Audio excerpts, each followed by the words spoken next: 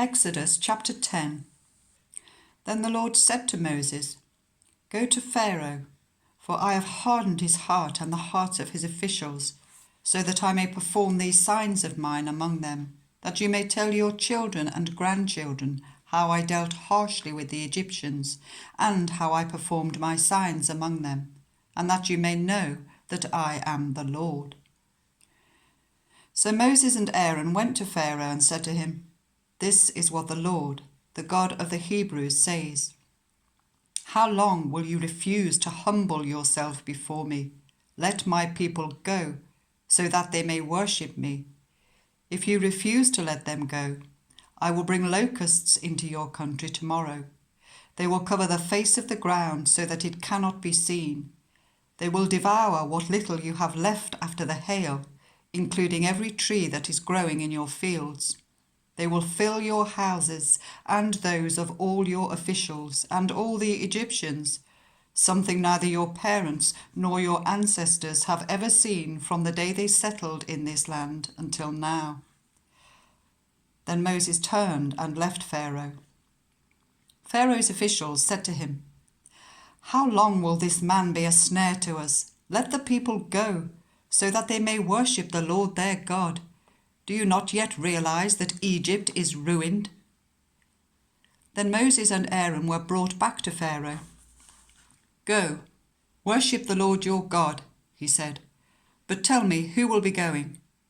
Moses answered, "We will go with our young and our old, with our sons and our daughters, and with our flocks and herds, because we are to celebrate a festival to the Lord."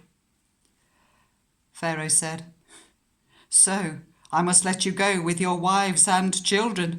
May the Lord preserve you.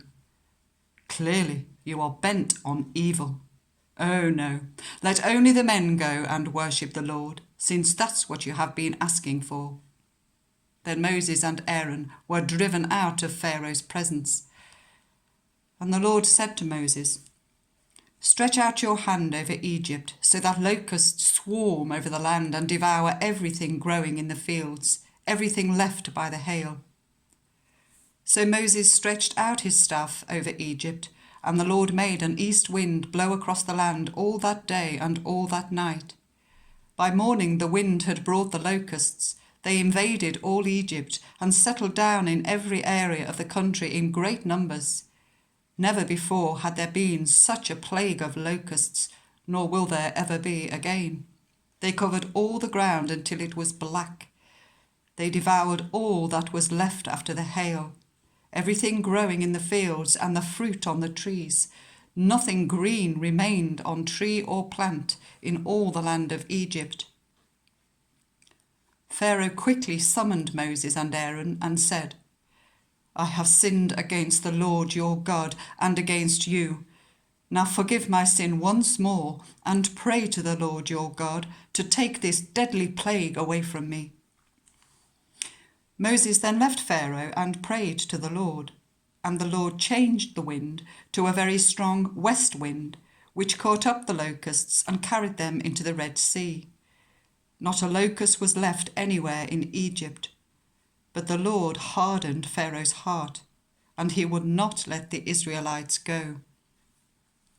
Then the Lord said to Moses, "Stretch out your hand towards the sky, so that darkness spreads over Egypt, darkness that can be felt." So Moses stretched out his hand towards the sky, and total darkness covered all Egypt for 3 days. No one could see anyone else or move about for 3 days. Yet all the Israelites had light in the places where they lived. Then Pharaoh summoned Moses and said, "Go, worship the Lord. Even your women and children may go with you. Only leave your flocks and herds behind." But Moses said, "You must allow us to have sacrifices and burnt offerings to present to the Lord our God. Our livestock too must go with us. Not a hoof is to be left behind.